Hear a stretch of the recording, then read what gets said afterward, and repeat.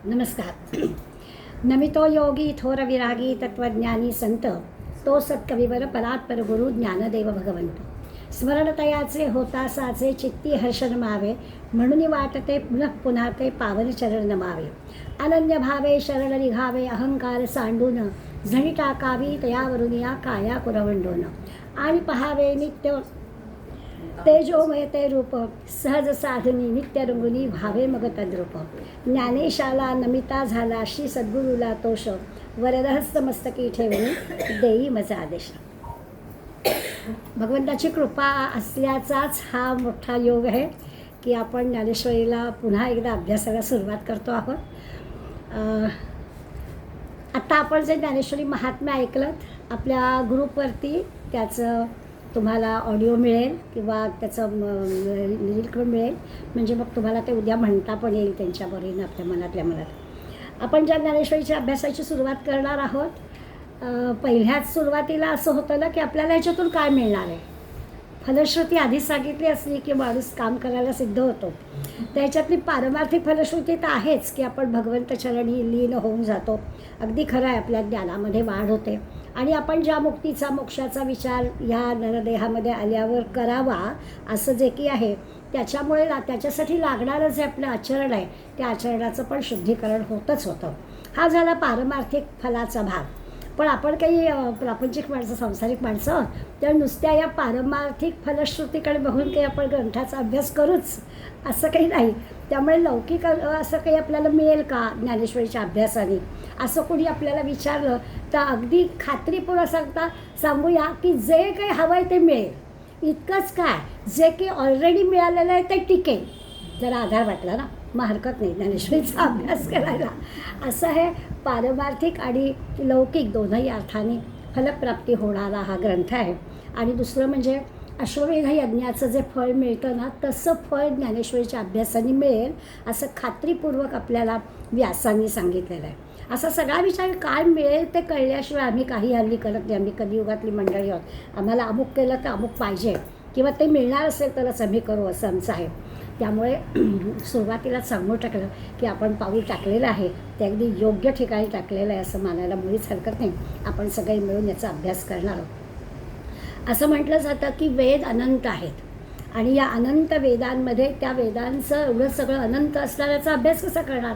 त्यामुळे त्याचं जे सार आहे ते म्हणजे महाभारत आहे आणि महाभारतामधलं सार जे आहे ते गीता आहे आणि त्या गीतेवरती आधारित आहे ते सगळं आपल्याला समजेल असं वाटणारं म्हणजे 750 वर्षापूर्वीचं मराठीतलं ज्ञानेश्वरी हा ग्रंथ आहे. आणि तोही आता आपल्याला कळत नाही, म्हणून अनंत लोकांनी आपल्यासमोर त्याच्या अर्थाचं अगदी पंचपक्वान्न रूपी ताट समोर वाढून ठेवलेलं आहे. त्या सगळ्यांच्या आधाराने आपण या ज्ञानेश्वरीचा अर्थ कळवं. नामदेव माऊली म्हणतात, गीता अलंकार नाम ज्ञानेश्वरी, म्हणजे गीता रूपी ह्याला अलंकार घालून छान सजवलं ज्ञानेश्वरी. म्हणजे गीतेमध्ये जे आहे ना तेवढंच माऊलींनी नाही सांगितलेलं.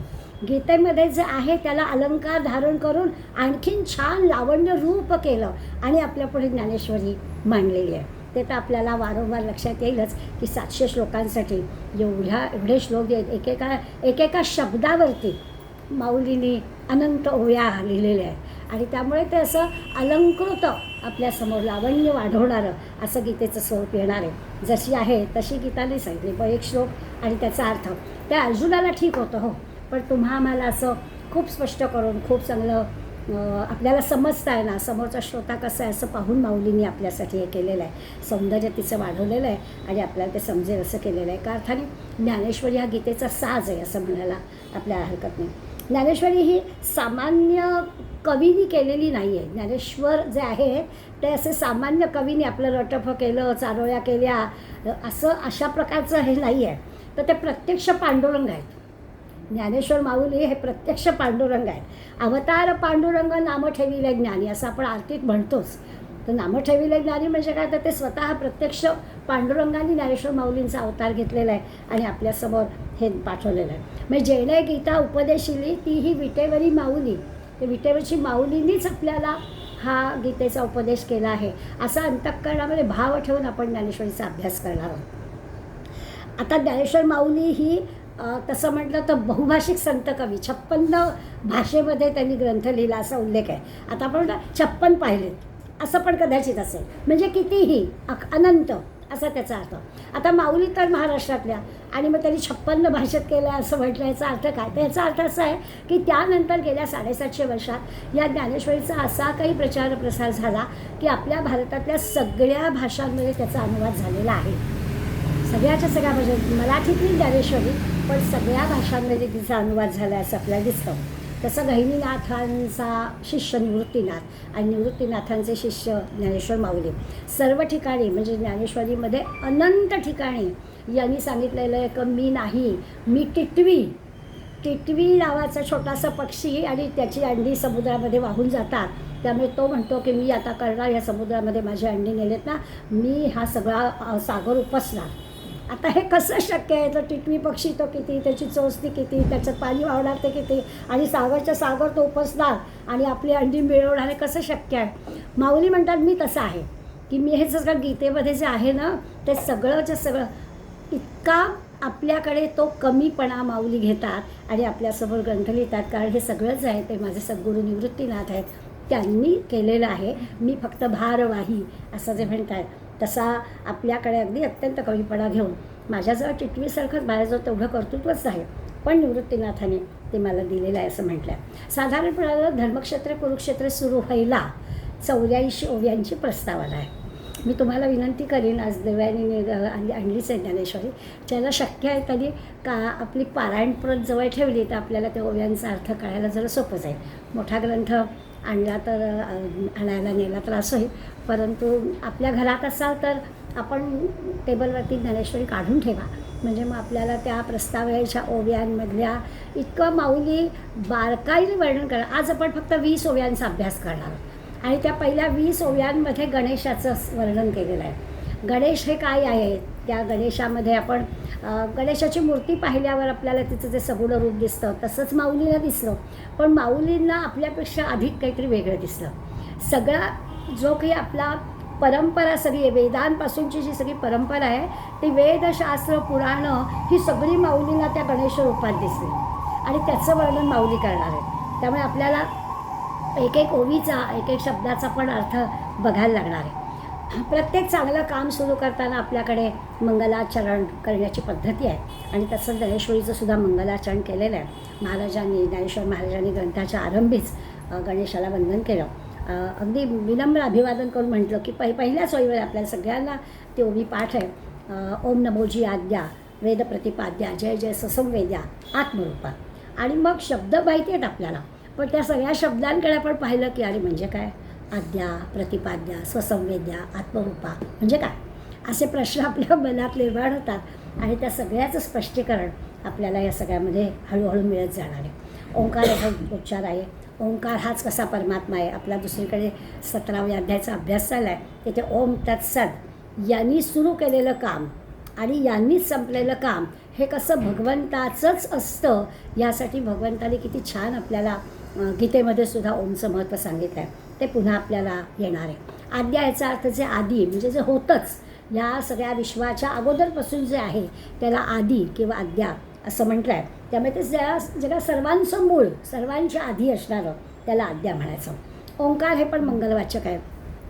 त्यामुळे ग्रंथारंभी माऊलींनी याला वंदन केलं. सगळ्याचं मूळ असणारा वेदांचं प्रतिपादन जे करता आहे ते, आता मी म्हटलं की वेद अनंत आहे, त्यामुळे त्या वेदांच्यातलं सार काढून मी तुम्हाला देतो आहे.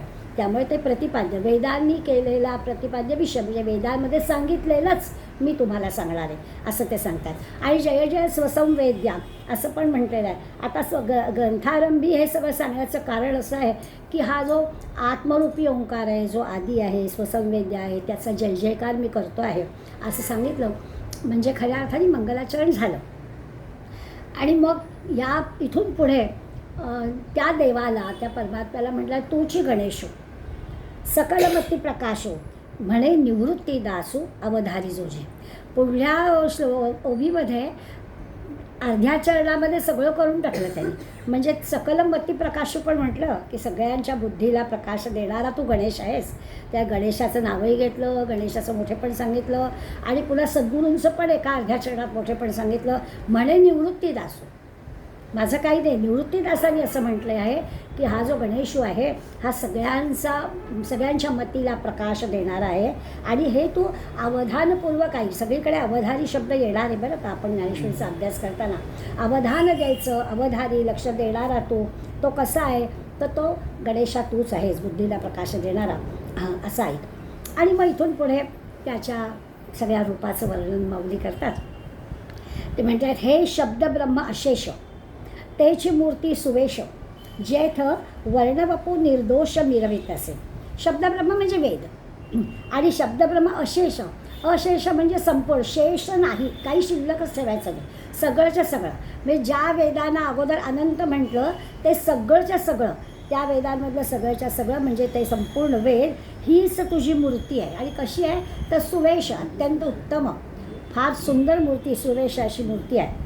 आता वेद आपल्याला माहिती आहेत, 4 वेद आहेत, नावही आपल्याला माहिती आहेत. त्यातला जो ऋग्वेद नावाचा आहे तर ऋग म्हणजेच ज्ञान. ज्ञानाबद्दल जे वर्णन जिथे जिथे आता ज्ञान शब्द आला की आपण जरी आत्ता सुरुवात करत असलो तरी आपली भूमी तयार आहे. त्यामुळे आपल्याला ज्ञान म्हटलं की आत्मज्ञान असाच विचार करायचा आहे. तर ऋग्वेदामध्ये आत्मज्ञानाचा विचार आहे. यजुर्वेद जो आहे त्याच्यामध्ये यज शब्द आला म्हणजे यज्ञ. यज्ञाचा विचार जिथे, यज्ञ म्हणजे आत्ता आपण असं विचार करूया की आता काही यज्ञ म्हणजे त्या काळात असणारे ऋषीमुनी करायचे ते यज्ञ म्हणजे विटा मांडलेल्या आहेत आणि अग्निप्रज्वलित झालेला आहे आणि आहुती द्या, तो यज्ञ नाही. यज्ञ म्हणजे कर्म. तुम्ही आम्ही करत असणारं प्रत्येक कर्म त्या संबंधीचं जे काही विवेचन आहे ते यजुर्वेदामध्ये दिलं आहे, यज्ञ कर्माबद्दल म्हटलं आहे. आणि तिसरा जो सामवेद आहे त्या सामवेदामध्ये समत्व सांगणाऱ्या सगळ्या गोष्टी आहेत. त्याचा आता आपल्याला अधिक फरक होतो की आपल्याला सगळ्यांमधलं जे आवश्यक आहे ते घ्यायचं, कसं घ्यायचं ते सामवेद आपल्याला सांगतो. आणि अथर्ववेदामध्ये या सगळ्याचं स्पष्टीकरण दिलेलं आहे.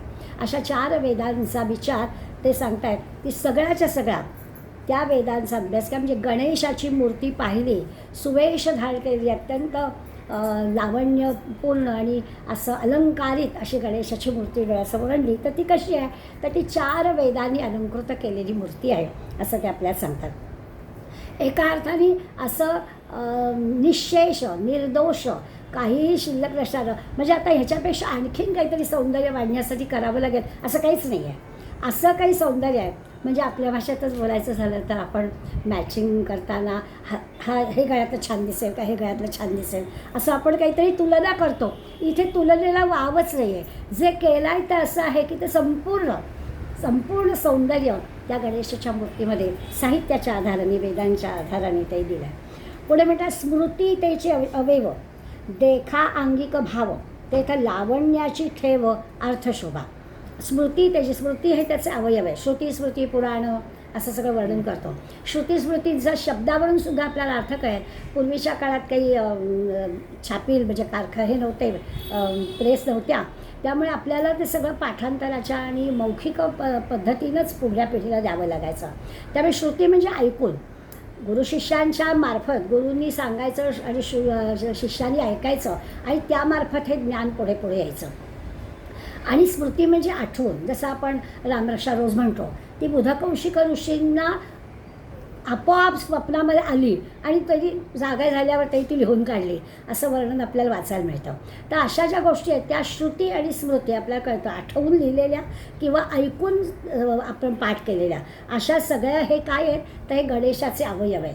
आपण ज्यांना 5 ज्ञानेंद्रिय 5 कर्मेंद्रिय म्हणतो. तर गणेशाची जी ही मूर्ती आहे या गणेशाच्या मूर्तीचे अवयव म्हणजे काय तर श्रुती, स्मृती, वेद, पुराण यांनी ते अवयव आहेत असं सगळं वर्णन त्यांनी केलं आहे. आणि मग ती स्वाभाविकच कशी तर ते इथं लावण्याची ठेव अर्थशोभा. ते लावण्य कसं आहे तर अत्यंत सौंदर्यपूर्ण आणि ती गणेशाची मूर्ती खरोखरच असा विचार करूया की ती माऊलींनी वर्णन केलेली जी की मूर्ती आहे तशी पाहिली की तिचं सौंदर्य आपल्याला अधिक कळतं. नुसतंच आपण मनुष्य रूपामध्ये त्या गणेशाचा विचार केला समजा एक क्षणभर आपल्या माहितीसाठी, तसा करायचा नाही. आपल्याला गणेशाच्या सगुण रूपात पण हे असं लावण्यच दिसायला हवं आहे. पण समजा आपण शिवपार्वतीचा मुलगा म्हणजे एक सामान्य आपल्या घरांमध्ये जसा मुलगा जन्माला येतो तसं म्हटलं तर त्या मुलाचं रूप असं लावण्य रूप वाटेल का? हे असं काहीतरी नाक मोठं आलेलं, हे असं मोठेले कान असणारं, हे असं भलं मोठं पोट असणारं, हे काही आपल्याला माणूस म्हणून विचार केला, लहान बाळ म्हणून विचार केला तर असं काही लावण्य वाटलं नाही आहे. पण तीच आपण गणेशाच्या मूर्ती डोळ्यासमोर आणली की आपल्याला असं याचं कारण असं आहे की त्याचं जे हे अवयव आहेत आणि ह्या अवयवांचं त्याचं जे लावण्य आहे हे श्रुतीस्मृती पुराणं अशांनी नटलेलं आहे, अशांनी त्याचं लावण्य आहे. पुढे म्हटलं अष्टादश पुराणे तिची मणिभूषणे पदपद्धतीच खेवणे प्रमेय रत्नांची. माऊलींचा एक एक शब्द आहे. प्रमेय म्हटलं, प्रमेय म्हणजे सिद्धांत. आपण मराठीमधून ज्यांनी शिक्षण घेतलेलं आहे आपल्या पिढीने, आपल्याला भूमितीमध्ये प्रमेय असायचे आणि मग ते सिद्धता असं सगळं आपल्याला लागायचं. तर ते जे प्रमेय म्हणजे काय, तर सिद्धांत. आता जे आपण म्हणू तत्त्व, तर ते जे की आहे ते म्हणजे अष्टादश पुराणे. आता 18 पुराणं आपल्यासाठी, मी मग सुरुवातीला म्हटलं ना की अनंत मंडळींनी आपल्यासाठी तयार केलेलं पंचपक्वान्नांचं ताट भरलं आहे.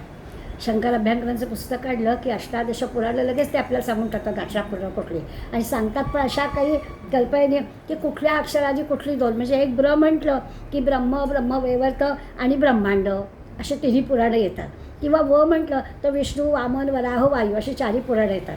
अशा रचनेने त्यांनी सांगून टाकलं म्हणजे आपल्याला लक्षात राहायला पण सोपं जावं. आणि मग लिंग, पद्म, नारद, गरुड जी एक अक्षरी आहे, भागवत पुराण, अग्निपुराण, स्कंद, मार्कंडेय, मत्स्य, कूर्म अशा 18 पुराणांची यादी सहजपणे ते आपल्याला देऊन टाकतात. आणि या सगळ्या 18 पुराणं ही कशी आहेत, तर पदपद्धती म्हणजे 18 पुराणं हे त्याच्या अंगावरचे सगळे रत्नखचित अलंकार आहेत. आणि सगळे हे असे अलंकार त्यात ती जी रत्न आहेत म्हणजे तत्त्व आहेत. ह्या 18 पुराणांमध्ये म्हणजे फक्त तत्त्वज्ञान नाही आहे. आपल्याला पुढे येईलच की आपल्याला असं वाटतं की आध्यात्मिक ग्रंथ आहे म्हणजे फक्त तत्त्वज्ञान सांगितलं आहे का, नाही तर पुराणामध्ये किती गोष्टी असतात. कथानी गोष्टींनीच रंगवलेलं असतं. किंवा आता पुढे हे पण येणार आहे, काव्य, नाट्य असं पण येणार आहे. ललित वाङ्मयाचा पण विचार माऊलींनी केला आहे. सगळंच्या सगळं या गणेशामध्ये अलंकृत केलेलं आहे. ही जी काही अलंकार आहेत, दागिने आहेत, ती रत्न आहेत. ती रत्न म्हणजे काय, तर 18 पुराणं ही त्याच्या अंगावरची रत्न आहेत. आणि मग शब्दांमध्ये जी शब्दोबद्ध आपण रचना म्हणतो ती त्याची अशी, रत्नाला कोंदण लागतं ना, रत्न अशीच कशी राहणार, तर ती कोंदणं काय आहेत, तर रत्नाची कोंदणं म्हणजे ही शब्दांची छंदोबद्ध जी रचना केलेली आहे त्या छंदातून ही कोंदणांमध्ये ही रत्न बसवलेली आहेत. आता ही सगळी कोंदण म्हणजे ह्याच्यात शब्द वापरला तर पदपद्धती खेवणे शब्द आहे. आता काही म्हणून मी म्हटलं की पुस्तक समोर ठेवलं की तुम्हाला तो शब्द कळेल की आपण आत्ताच्या भाषेतले शब्द वापरू. 750 वर्षापूर्वीचे शब्द जे आहेत त्याचे सगळे अर्थ आपल्याला कळणार आहे. तर इथे पदपद मी खेवणे म्हटलं. खेवणे म्हणजे कोंदण. आपण ज्याला कानातल्याला आपल्याला खडा बसवायचा आहे तर सोन्याच्या कोंदणात तो बसवतो, ते कोंदण. किंवा प्रमेय अर्थ असं म्हटलं आहे. प्रमेय रत्न म्हणजे काय, तर ते जे सिद्धांत सांगितले आहेत, तत्त्व सांगितलं आहे, ते सिद्धांत त्याला म्हणायचं प्रमेय. आणि पदरचना जसं दासबोधाची रचना आहे, किंवा आपण सगळ्या संतांच्याबद्दल असं म्हणतो की अभंग कोणाचे, तर तुकारामांचे, ज्ञानेश्वर ओव्या कोणाच्या, तर माऊलींच्या, अशा पद्धतीने आर्या कोणाची, तर मोरोपंतांची, असं जे आपण म्हणतो ते प्रत्येकाची एक पद्धती असते काव्यकर्तांची. तर ही पदपद्धती म्हणजे काय, तर ती पदरचना असं सगळं त्या 18 पुराणांमधून सगळंच्या सगळं या गणेशाच्या सगुणमूर्ती भरलेलं. पुढे म्हणतात पदबंधन आगर तेची रंगथिले अंबर जेथ साहित्यवाणी विसपुर उजाळ आहे. म्हणजे काय, तर ही जी पदबंध म्हणजे ही जी पदरचना केली आहे ती अत्यंत नागर म्हणजे उत्तम उत्कृष्ट अशी आहे. सगळी जी उत्तम प्रकारची शब्दरचना, त्या ठिकाणी तोच शब्द, कितीतरी शब्द आपल्याला माऊलींनी, आता जेव्हा आपण पुढे अभ्यास करतो तेव्हा कळेल. मला एक शब्द माऊलींचा आवडतो, वारंवार येतो, आपण पूर्वी तो वापरायचो, निवणे शब्द कसा आहे की गरम पण नाही गार पण नाही. आपल्या लहानपणी ताटलीमध्ये मऊ भात वाढला की आजी म्हणायची, अरे थांब निवू दे. आता निवू दे म्हणजे काय, जेवायचं तो खरं म्हणजे गरम गरम, पण जेवता तर यायला पाहिजे. ती जी नेमकी बरोबर गरम आणि गार ह्याची जी स्टेज आहे की खाता तर आलं पाहिजे आणि गरम गरम पण खाता आलं पाहिजे, त्याला निवणे हे क्रियापद माऊलींनी खूप ठिकाणी वापरलं. तर असं अगदी ॲप्रोप्रिएट ज्याला म्हणतो ना अशी शब्दरचना त्या ठिकाणी त्यांनी केलेली आहे. असं हे सगळी अशी रचना, असे शब्द वापरणं हे जणू काही अंगावर लावलेलं वस्त्र आहे. ज्ञानेश्वर माऊलींच्या म्हणजे माऊलींनी गणेशाच्या अंगावरचं वस्त्र म्हणजे काय, तर अशी शब्दरचना, योग्य ठिकाणी योग्य शब्द वापरलेली रचना केली आहे. हे त्या शब्दरूपी अलंकार त्या वस्त्रावर घातलेले आहेत असं ते म्हणतात. बरं वस्त्र कसं, तर म्हणे वस्त्राचा पोत फार सुंदर आहे. बरं आपल्याकडे आपण साडीला हात लावून बघतो कसं आहे ते अगदी जाणं भरणं नाही आपल्याला आवडत, तलम पाहिजे. तर तसं ते म्हणतात जेठ साह्य रंग थिले अंबर, अंबर म्हणजे वस्त्र, पुन्हा कसं रंगवलेलं, नुसतंच पांढरं शुभ्र असं नाही तर रंगवलेलं, तो नटवर आहे ना, त्यामुळे गणपतीला छानपैकी पिवळा पितांबर वगैरे छान नटवलेला आहे, सजवलेला आहे. तर असं रंग थिले रंगवलेलं वस्त्र घातलेलं आहे, म्हणजे शब्दरचना अशी वेगवेगळी केलेली आहे. अशा पद्धतीचं वस्त्राचं तलम पोत, चकचकीत रंगीत असं पोत आहे. याचा अर्थच असा आहे, साहित्य म्हटलं की त्याच्यात अलंकारशास्त्र आलं. असं वाङ्मय ज्याला आपण म्हणतो, मराठी साहित्य ज्याला म्हणतो, त्याच्यामध्ये अलंकार आले. आपल्या लहानपणी भाषाशास्त्र घेऊन ज्यांनी मराठीमध्ये पदवी घेतली त्याला भाषाशास्त्राचा एक पेपर होता. म्हणजे कशी रचना होते, शब्द कसे तयार होतात, हे सगळं त्या भाषाशास्त्रात येतं. त्याला अलंकारशास्त्र असं म्हणायचं. त्यामुळे माऊलींनी तो सगळा भाषाशास्त्राचा अभ्यास करून जणू काही शब्दरचना तयार केली आहे. आणि या गणेशाच्या सगुण रूपामध्ये जे अलंकार आपल्याला दिसत आहेत ते म्हणजे भाषेचे अलंकार त्याच्यावर घातलेले आहेत. लांबरुंद सपूर असा शब्द वापरलेला आहे. जेथे साहित्य वाणे सपूर उजाळाय, उजाळा म्हणजे लखलखीत असं उजळलेलं चमकणारं असं सगळं आहे. आणि अगदी लांबरुंद आहे. गणेशाला असं छोट्या ह्याच्यात ठेवलेलं नाही आहे, त्याला अगदी स्वैर करता आलेलं आहे. असं ह्याचा अर्थ काय तर साहित्यामधल्या असल्या सगळ्या रचनांचा विचार केलेला आहे. आपल्याकडे वृत्त होती, अलंकार होते, सगळ्याचा आपण अभ्यास केला आहे. तर तशी ही सगळी पदरचना त्यांनी केली आहे. एकाच पद्धतीचं हे नाही तर गणेशाच्या जवळ सगळ्या प्रकारच्या रचना करता येण्यासारखं वाङ्मयामध्ये नाट्य आहे, काव्य आहे. खरं संस्कृतमध्ये असं आहे की सगळ्यालाच काव्य म्हणतात. नाटक असलं तरी त्याला काव्यच म्हणायचं, नॉव्हेल म्हणजे कादंबरी असली तरी त्याला काव्यच म्हणायचं. पण काव्य असं म्हणजे त्याचे जे सगळे प्रकार आहेत ते सगळेच्या सगळे ह्या अलंकारशास्त्रामध्ये येतात आणि ते सगळं लखलखीत आहेत, ते जे वाढवणार आहेत असं ते आपल्याला सांगतात. देखा काव्य नाटका जे निर्धारिता स्वकौतुका, त्याची ऋणझुणती क्षुद्र घंटिका अर्थध्वनी. फार गोड वर्णन करतात ते. म्हणजे बरं देखा म्हणजे पहा मी काय सांगतो ते पहा. माऊली म्हणत आहेत मला काय म्हणायचं आहे ते नीट बघा, की अगदी कौतुकाने त्याच्यामध्ये आलेलं जे काव्य आहे, नाटक आहे, ललित वाङ्मय आहे, हे ललित वाङ्मयाचा पण विचार केला तर जसं काव्य नाटकाचं हे किती पाहिजे तर पायातल्या घागऱ्यांचे जे घुंगरू, त्या घुंगरांचा जो छोटासा आवाज, तसं मी काव्य नाटकाचा वापर माझ्या ह्याच्यामध्ये केलेला आहे. आणि ते त्या गणेशाच्या पायातल्या घुंगरांचं रूपक घेऊन आपल्याला सांगितलेलं आहे की ते अगदी अर्थरूप आहे. म्हणजे काव्य नाटकात आपण रमतो ना. म्हणजे मी गंमत म्हणून नेहमी म्हणते की एखादी कादंबरीत आपण अडकलो तर रात्री आपल्याला झोप पण येत नाही ती कादंबरी पूर्ण केल्याशिवाय. आपण वरती म्हणतो का नाही मी ते वाचल्याशिवाय नाहीच झोपले. अध्यात्मशास्त्राचं पुस्तक घेऊन लगेच झोपेल, जे काही आपल्याला पुस्तकं, कारण त्याच्यात आपण पटकन रमतो. पण रमायचं किती तर ते आहेच. जसं आपण जेवताना म्हटलं की चटणी लोणचं मिरची किती खायची तर आपलं चवी पुरतं, भातासारखं काही एवढं घेऊन खायचं नसतं. तसं घुंगरां आधी ते पायातल्या साखळ्या, त्या साखळ्याला ते घुंगूर आणि त्यांच्यातला तो आवाज, एवढंच फक्त काव्यशास्त्र नाट्य हे त्याच्यात घेतलेलं आहे. पण तो आवाज छान रुंजवत आहे, त्यांनी आपल्याला ते बघावंसं वाटेल, करावंसं वाटेल, ते आवडेल अशासाठी ते आहे. नाना प्रमेयांची परी निपुणपणे पाहता कुसरी, दिसते उचित पदे माझारी रत्ने भली.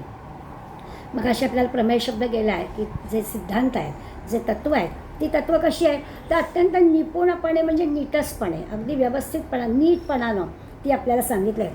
कुसर म्हणजे कौशल्याने सांगितलेले आहे. म्हणजे आपल्या जसं शिक्षकाचं ते कौशल्य असतं की समोर असणाऱ्या विद्यार्थ्याला ते त्याला पटेल अशा पद्धतीने सांगितलं गेलं पाहिजे, म्हणजे मग त्याला ती रुची वाटते.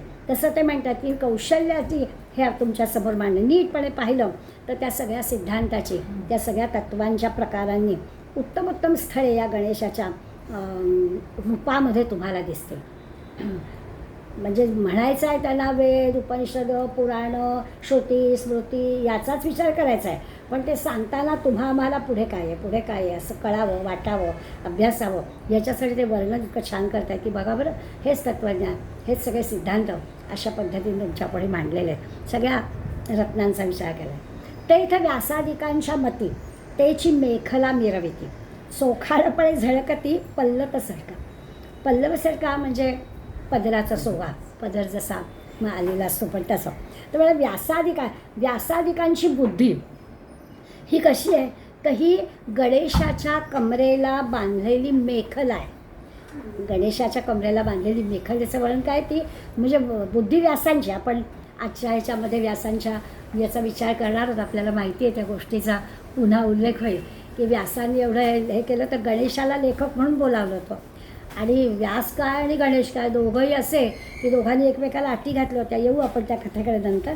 मुद्दा काय, तर व्यासांची एवढी मोठी बुद्धी, एवढी रचना व्यासांनी केली आहे. आणि ती काय, तर याला जो कमरेला बांधलेला तो सोगा सोडलेला आहे, ती जी आहे ती बांधलेली मेखला, ती मेखला म्हणजे जणू काही व्यासांची बुद्धी आहे. त्या बुद्धीला कसं आहे तर ती बुद्धी सरळ आहे, म्हणजे विधायक गोष्टींकडेच नेणारी आहे. बुद्धी सगळ्या प्रकारची असते, हे काय आपल्याला सांगायला नको.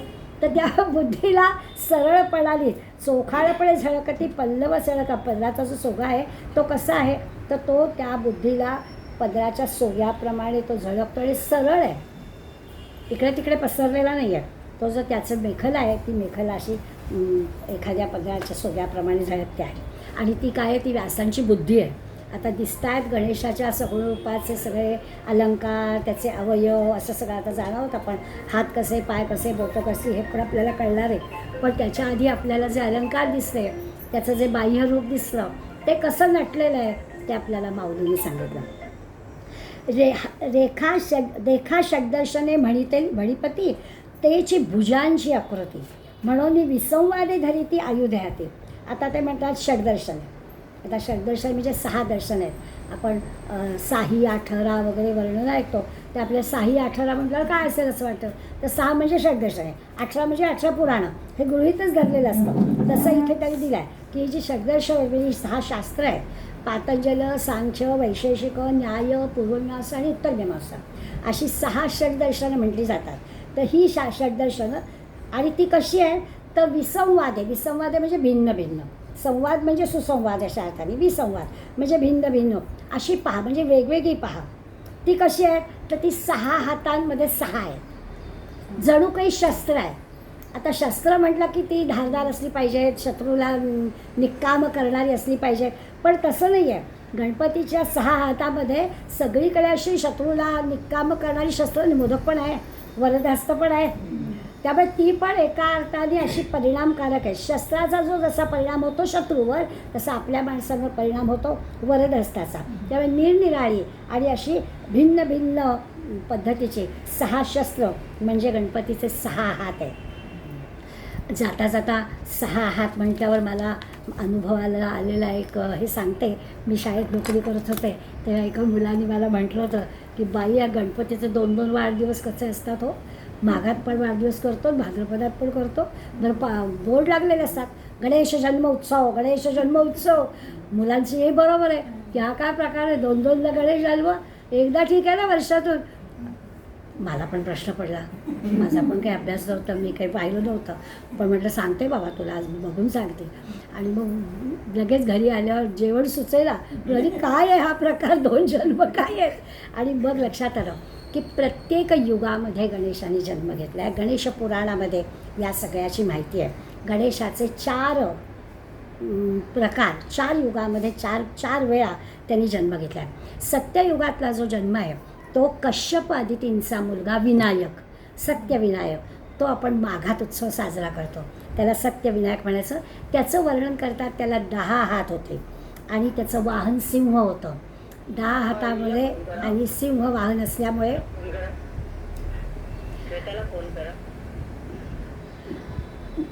जरा नीता कोण आहे त्यांनी बंद करता.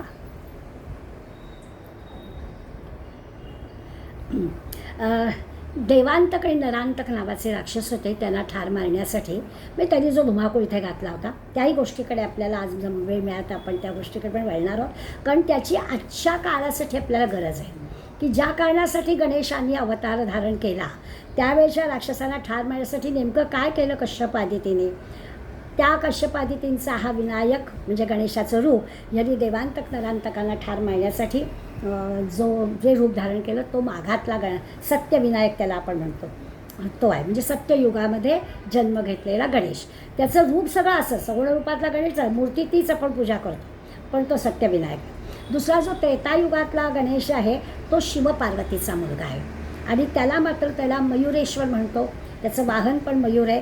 त्याला 6 हात आहेत. ज्या 6 हातांचा आत्ता आपल्याला माऊलींनी उल्लेख केला की आपल्या ह्या सगुण रूपातल्या गणेशाला 6 हात आहे. तर त्रेतायुगातला गणेश हा माऊलींच्या डोळ्यासमोर होता. त्या माऊलींच्या ह्या गणेशाचे पण त्यांनी 6 हात सांगितले. महापराक्रमी होता आणि सिंधू दैत्याचा वध त्यांनी केला. त्याच्यासाठी त्याचा अवतार झाला पाहिजे. त्याचा जन्म आपण भाद्रपदात साजरा करतो. नंतरच्या द्वापार युगात सुद्धा शिवपुत्राचाच गणेश आपण वर्णन करतो. त्याला गजानन म्हणतो. त्याला 4 हात दाखवतात. आपण जी गणेशाची मूर्ती घरात आणतो ना पूजायला, त्याला 4 हात असतात. कारण ती गजाननाची मूर्ती आहे. त्याचं वाहन उंदीर असतं. आपण घरात जी भाद्रपदात गणेशाची मूर्ती आणतो तिला 4 हात, उंदरावर स्वार झालेला, आणि सिंदूर राक्षसाचा वध करण्यासाठी त्याचा जन्म झाला. आणि अजून आता कलियुगामधला जन्म व्हायचा आहे. धूम्रवर्ण असं त्याचं नाव आधी सांगून ठेवलेलं आहे काय काय होणार आहे ते. आणि त्याला 2च हात असणार आहेत. म्हणजे नररूपामध्ये त्याचा जन्म असणार आहे. महापराक्रमी असणार आहे आणि यवनांना किंवा दुष्टांना मारण्यासाठी त्याचा जन्म असणार आहे. असं कलियुगातल्या गणेशाच्या जन्माचं पण वर्णन करून झालेलं आहे. तर मुद्दा काय, तर हे जे माऊलींचा गणेश आहे हा 6 हातांचा गणेश आहे. आणि त्या 6 हातांमध्ये काय काय आहे त्याचं वर्णन माऊली आपल्याला करतात.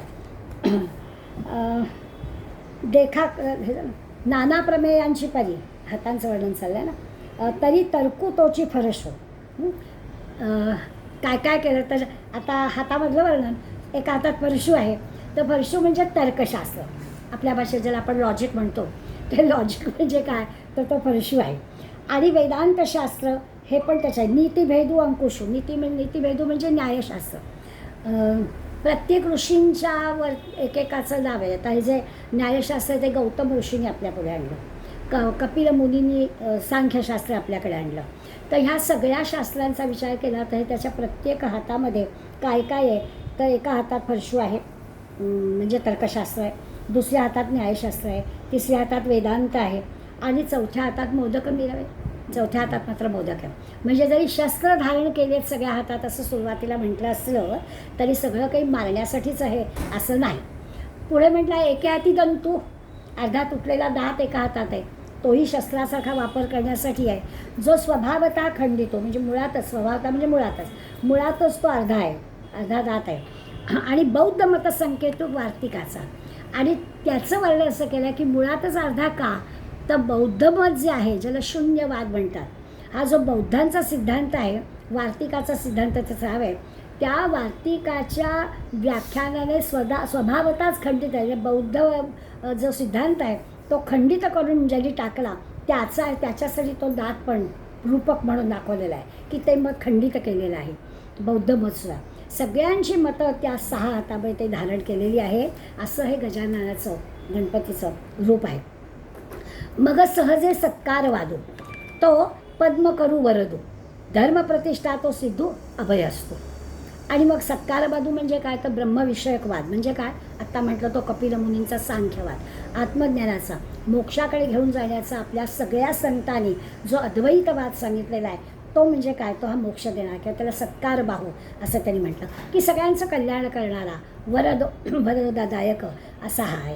आणि मग आणखीन काय तर अभय असतं. तुम्हा आम्हाला माफ करण्यासाठी त्यांनी सगळ्या चुका आपल्या पदरात घेतलेल्या आहेत. आपल्या उदर मोठं का तर सगळ्या तुमचे आमचे सगळे अपराध आहेत तो क्षमाशील आहे. ते सगळे अपराध तो पोटात घेतो आहे. असं या गणेशाचं सगुण रूप माऊली वर्णन करतात. पुढे म्हणतात देखा. माऊलीने देखा आपल्याला खूपदा सांगितलं आहे ना. देखा म्हणजे पहा. मी काय सांगतो पहा. पुढे येणार आहे ना अवधान द्या, लक्ष द्या असं सांगा. आत्ता म्हणतात पहा तर आपल्याला पाहायचं आहे ना सगुण रूप. त्यामुळे आता आणखीन पहा काय, विवेकवंतू सुविमळू, तोची शुंडादंडू सरळू, जेथ परमानंदू केवळ महासुखाचा. आता म्हणतात की हे जे ब्रह्मसुखाचं वर्णन आहे तर हा ब्रह्मसुखाचं म्हणजे काय तर ब्रह्मसुखाचा हा परमानंद आहे.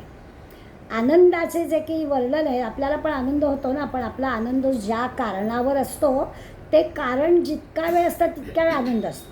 ते कारण संपलं की आनंदाची आपली क्वालिटी खाली जाते.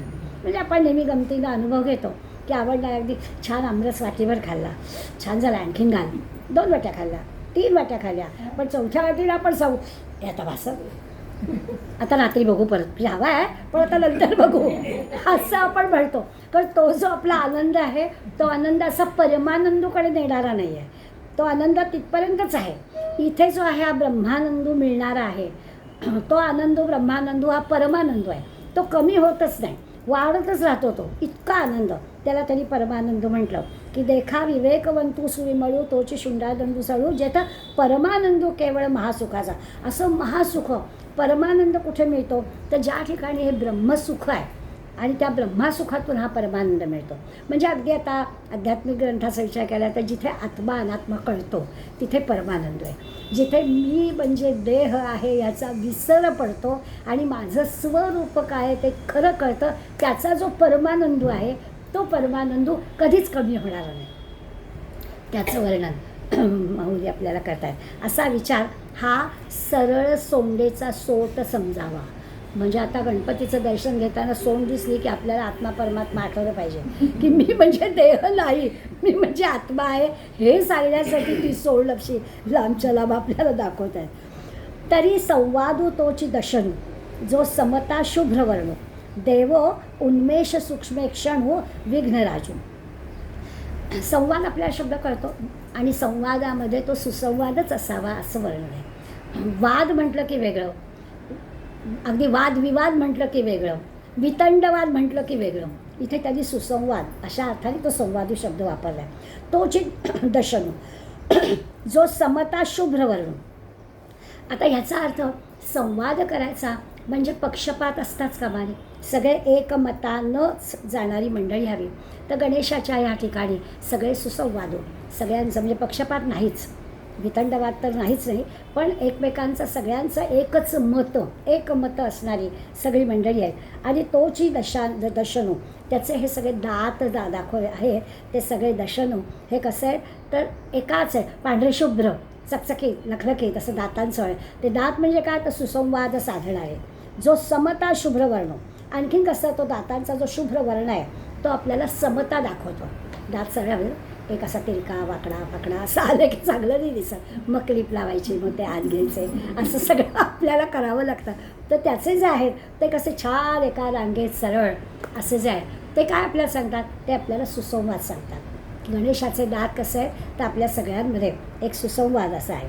आणि देव उन्मेष सूक्ष्मेक्षण, आणि काय आहे तर त्याचे बारीक नेत्र आहेत, डोळे मात्र बारीक आहेत. कारण काय आहे त्याला सूक्ष्मदृष्टी आहे त्याला, आणि सूक्ष्मदृष्टीवर त्याचे नेत्र बारीक दाखवले. दात एका लाईनीत पांढरे शुभ्र लखलखीत चकचकीत, त्यामुळे सगळ्यांकडे सुसंवाद आहे असं आपल्याला त्या दातांकडे बघून वाटतं की सगळे छान एकमताचे आहेत. काही कुणाच्यात मतभिन्नता नाहीच आहे. त्या गणेशाच्या प्रांगणात आलेली सगळी जी मंडळी आहेत ती एकमताची आहेत असा विचार मनात येतो. आणि लगेच नेत्रांकडे जर जाते, नेत्र कसे तर सूक्ष्म. मी नेहमी सांगते की गणेशाचे नेत्र सूक्ष्म आहेत. आपली दृष्टी सूक्ष्म व्हावी, आपली दृष्टी सूक्ष्म होते म्हणजे दुसऱ्यातलं काय कमी आहे ते बघण्यासाठी, तशी नको आहे.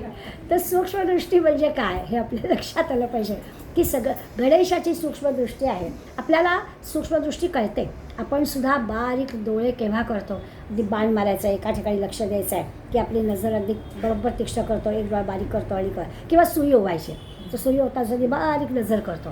असं बारीक नजरेचं नीट दिसणं निरीक्षण चांगलं होतं. त्यामुळे किंवा रागावला माणूस तो मोठे डोळे करतो, म्हणजे मोठे डोळे करणं म्हणजे की सूक्ष्मदृष्टीने राग व्यक्त करणं आहे. कुठल्याही अर्थाने विचार केला तरी गणेशाची दृष्टी सूक्ष्म काय आहे किंवा बारीक डोळे काय आहेत तर आपल्याला कळेल. तसं ते सांगताय याला म्हणायचं अद्वैत ज्ञान आहे. त्याला आपण आध्यात्मिक हे वापरायचे पण ते आपल्याला व्यावहारिक ह्याच्यातून कळलं तर ते आध्यात्मिक शब्द कळते. अद्वैत ज्ञानच त्याला सांगायचं आहे की ह्याच्या नजरेत अद्वैत ज्ञान आहे. सगळीकडे जे काही आहे त्याच्यामध्ये आता भिन्नताच नाही आहे. भगवंत आणि भक्त एक होऊन गेलेले आहेत, असं अद्वैत साधलेलं आहे. त्या गणेशाच्या दृष्टीतून आपल्याला अद्वैत साधण्याचा अनुभव मिळत आहे. मज अवगमली या दोन्ही मीमांसा श्रवणस्थानी बोधमदामृत मुनी अली सेविती. आता ते म्हणत आहेत अवगमली या दोन्ही म्हणजे कानांच्या ठिकाणी. आपण षडशास्त्र पाहिलेला त्यातली पूर्वमीमांसा आणि उत्तरमीमांसा ह्या ज्या दोन गोष्टी आहेत त्या मला कानांच्या ठिकाणी भासते. मोठे मोठे सुपासारखे कान आहेत ना, ते दोन्ही कान म्हणजे पूर्वमीमांसा आणि उत्तरमीमांसा आहे. हे त्याचे कान हलत आहेत का हलत आहेत तर मदरूपी जे त्या येत आहेत काय माशा, तर त्या येऊ नयेत म्हणून ते कान हलवत आहेत. मदरूपी अमृत असं पित आहेत आणि मग ती माशा येऊ नयेत म्हणून ते हलवून त्यांना नाही आहे चांगल्या गोष्टी, आपण जसं म्हणतो ना की आपल्या श्रवणेंद्रियांवर चांगल्याच गोष्टी पडाव्यात. मग तो गणेश आपल्याला सांगतो आहे, आता आपली काही कान हलवू शकत नाही आपण, ते नको त्या गोष्टी मला नको आहेत असं कान हलवून सांगू नाही शकत, पण तो आपल्याला दाखवतो आहे की जे चांगलं आहे तेवढंच तू श्रवण कर, चांगलं आहे तेवढंच घे. भ्रमर त्याचं सेवन करतात मधाचं, आणि ते जसं सेवन करतात त्याचा विचार आपण करायचा आणि तेवढंच त्यातलं जे चांगलं आहे तेवढंच आपण घ्यायचं. किती छानपैकी असं फूल असते, त्या फुलाच्या मध्ये ती बरोबर चोच घेऊन त्यातलं मध त्या पक्षी घेतात असं आपल्याला दिसतं. योग्य काय ते घ्यायचं श्रवणाने. एवढं सगळं भोवताली येत आपल्या कानावर पडत आहे, आपल्याला त्यातलं काय घ्यायचं आहे. शिव्या नाही घ्यायच्या, ओव्या घ्यायच्या, कोण कोणाला काय वाईट म्हटलं आपण घ्यायचंच नाही, स्वीकारायचंच नाही. अशा प्रकारचं श्रवणाने काम करावं असं ते आपल्याला सांगतात. प्रमेय प्रवाल सुप्रभ द्वैताद्वैत तेची निकुंभ सरिसेपणे एकवटत इभ मस्तकावरी. सगळेच शब्द अवघडणे माहिती नसणारे. प्रमेय प्रवाल सुप्रभ म्हटलं. प्रमेय आपल्याला माहिती आहे, पण प्रवाल म्हणजे पोवळं. तर पोवळं आपल्याला कळतं, रत्न असतं, सोनं असतं, मणी असतं, तसं पोवळं असतं. तर ते प्रवाल म्हणजे पोवळं आणि सुप्रभ म्हणजे अत्यंत तेजस्वी सतेज. प्रमेय प्रवाल सुलभ म्हणजे हे जे सगळे सिद्धांत मी सांगतो आहे, उपनिषदात सिद्धांत सांगणारे, वेदातले सांगणारे, आता हे शास्त्र सांगितली त्यातले सांगणारे, जोडीला थोडंसं वाङ्मयातल्या पण गोष्टी सांगणारे, या सगळ्यातले जे सिद्धांत आहेत ते सरिसेपणे एकवटत आणि इभम असतं. इभ म्हणजे हत्ती. या हत्तीच्या मस्तकावर असणारं ते जे गंडस्थळावर असणारं आहे ते काय आहे तर त्याच्यावरती शोभणारं पोवळ्यांची माळ आहे. म्हणजे कसं तर द्वैत आणि अद्वैत हे सिद्धांत, या सिद्धांत हे गंडस्थळावर घातलेली माळ आहे. जसा पोवळ्याचा माळ घातली तर दागिना म्हणून ती लावण्य वाढवणारी ठरते, तसं गणेशामध्ये हे जे पोवळ्यांची माळ आहे, म्हणजे हे जे सिद्धांताची माळ मी घातलेली आहे मला जी दिसते त्याच्यातून आपल्याला जणू काही त्याच्या गंडस्थळातून मिळणारं ज्ञान आपल्याला प्राप्त होणार आहे. म्हणजे काय होणार आहे तर त्याचं लगेच सगळ्या शास्त्रातली जी तत्त्व आहेत तेवढी पोवळी म्हणजे काय तत्वांची माळ, रत्नांची माळ आहे. तर त्यातलं जे चांगलं चांगलं चांगलं जे आहे तेच फक्त घेतलेलं आहे आणि त्याची माळ त्याच्या गळ्यामध्ये घातलेली आहे. उपरी दशोपनिषदे, आता 10 उपनिषदं. जिये उदारे ज्ञान मकरंदे, ज्या उपनिषदामध्ये अशी गंध असणारी फुलं आहेत, म्हणजे गंडस्थळाच्या त्याच्यावरती मुकुट आहे आणि त्या मुकुटावरती शोभणारी छानपैकी फुलांची सुगंधी फुलांची मालिका आहे. आणि ह्या सगळ्या आता ते फुलं म्हणजे काय तर 10 उपनिषद, 10 उपनिषद रूपी फुलांची माळ त्याच्यावर शोभते आहे. अशी ती सुगंधी फुलांनी परिपूर्ण असलेली माळ आहे, म्हणजे ज्ञानाने परिपूर्ण असलेली आहे. मकरंदानी भरलेली ती फुलं आहेत, गंधित फुलं आहेत, म्हणजे ज्ञानरूपाने भरलेली ती उपनिषदांची माळ आहे. आणि अशी 10 उपनिषदं आपल्याला त्या गंडस्थळावरून जी माळ येते त्याच्यातून दिसतात. आता त्याची पण लगेच आपल्याला माहिती असायला हवी. 10 उपनिषदं, ईश उपनिषद आपल्याला माहिती आहे, केन उपनिषद आपल्याला माहिती आहे, कठ माहिती आहे, प्रश्न माहिती आहे, सगळी उपनिषदं आपल्याला तशी माहिती आहेत, आपण ऐकलेली. ऐतरेय, तैतरीय आणि हल्लीकर काय उपनिषदांचे वर्ग होतात, उपनिषदांच्या परीक्षा होतात आणि अनंत लोकांनी त्याच्यावर आपल्याला अभ्यास करून दाखवलेला आहे. या उपनिषदांमध्ये सांगितलेलं सगळं तत्त्व आता एका अर्थाने लक्षात येईल की ज्ञानेश्वरीमध्ये ते सगळं येणारच आहे.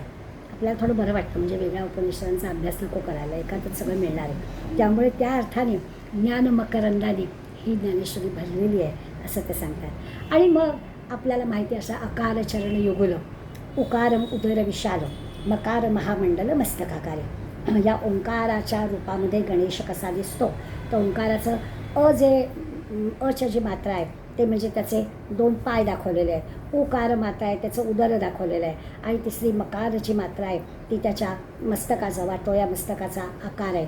असं अकार उकार मकाराचं ओंकाराच्या रूपात आपल्याला दिसतं. हे तिन्ही एकवटले तेथे शब्द ब्रह्म कवळले, ते मी या श्री गुरुकृपा नमिले आदिबीज. हे जे अकार उकार मकार आहेत हे एकत्र आले, एकवटले म्हणजे एकत्र आले, आणि तेव्हा त्यात शब्द ब्रह्म म्हणजे वेद या वेदांचं कवळले म्हणजे समावेश झाला. या सगळ्या मध्ये समावेश झालेला आहे. म्हणजे या गणेशाच्या रूपामध्ये हे सगळं एकवटलेलं आहे. म्हणजे हे ओंकार रूप बनलेलं आहे. आणि त्याला, त्या आदी बीज ओंकाराला मी मोठ्या गुरुकृपेनं वंदन करतो आहे असं माऊली सांगतात. आता गणेशाची सगळी आपली डोळ्यासमोर मूर्ती आणली तर त्याच्यामध्ये आपल्याला आता कळलं, वेद, श्रुती, स्मृती, उपनिषद, षटशास्त्र असं सगळं छान भरलेलं आहे. अशी सालंकृत असलेली गणेशाची मूर्ती डोळ्यासमोर आहे. आणि त्या गणेशाच्या मूर्तीला माऊली म्हणत आहेत की निवृत्तीनाथांच्या कृपेनं मी नतमस्तक झालेलो आहे. आता एकनाथांनी जसं ज्ञानेश्वरीचं महात्म्य सांगितलं, ते म्हटलं भाव धरोनिया वाची ज्ञानेश्वरी.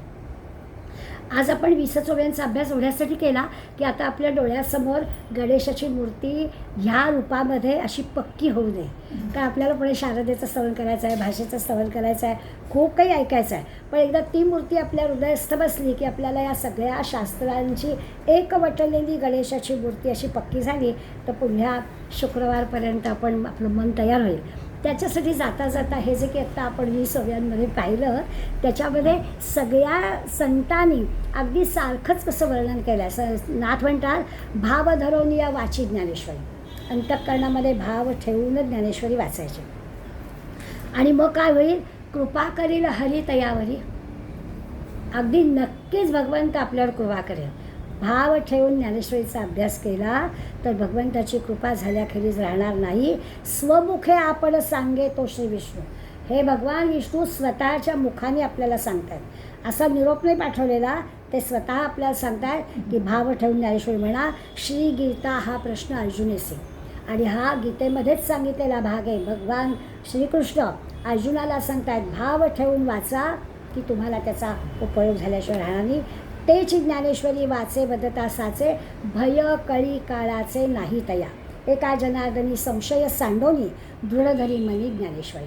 आणि मग जाता जाता ते पण आपल्याला सांगितलं, आपण कलियुगातली मंडळी आहोत. आपल्या मनामध्ये सारखा संशय असतो, सारखा कली आलेला असतो. आणि त्या कलीचा परिणाम असा होतो की आपली म्हणावी तशी प्रगती होत नाही. अंतःकरणात भाव ठेवायचा आणि संशय घालवायचा, या दोन्ही गोष्टी झाल्या पाहिजेत. नुसता भाव अंतःकरणात आहे पण जरा कोणी काही म्हटलं की तो संशय मनामध्ये येतो आणि मग असं वाटतं की याने काय होणार आहे, जग कुठे चाललं आहे आणि कुठला तो 750 वर्षापूर्वीचा ग्रंथाचा अभ्यास करायला सांगतात. असा भाव मनात आला की आणि संशय आला की त्याचा म्हणावा तसा उपयोग होत नाही. त्या अंतःकरणात भाव ठेवावा, संशय मनातला काढून टाकावा. नक्की आपल्याला दृढधरी मनी ज्ञानेश्वरी, मनामध्ये दृढ अशी ज्ञानेश्वरीचा अभ्यास मी करतोच आहे.